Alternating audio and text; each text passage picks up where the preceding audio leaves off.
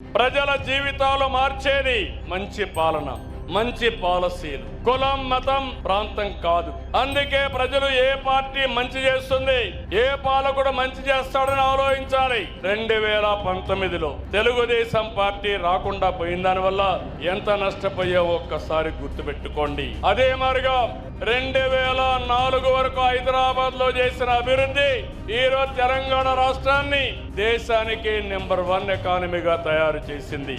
నాడు గెలుచుంటే మనం అనుకున్న పనులన్నీ పూర్తయ్యేటివి. రాష్ట్రం కూడా దెబ్బతినింది. నేను ఒకటే చెప్తున్నాను, మంచి పాలన కొనసాగాలి. అభివృద్ధి అనేది వైకుంఠపాడి కాకూడదు. తమ్ముళ్ళు అర్థం చేసుకోండి. వైకుంఠపాడి జ్ఞాపకం ఉందా స్టోరీ అని మిమ్మల్ని అడుగుతున్నా. పైకి ఎక్కడం, మళ్ళా కిందికి పడడం, మళ్ళా పైకి ఎక్కడం, మళ్ళా కిందన పడడం అవసరమా ఈ రాష్ట్రానికని మిమ్మల్ని అడుగుతున్నా.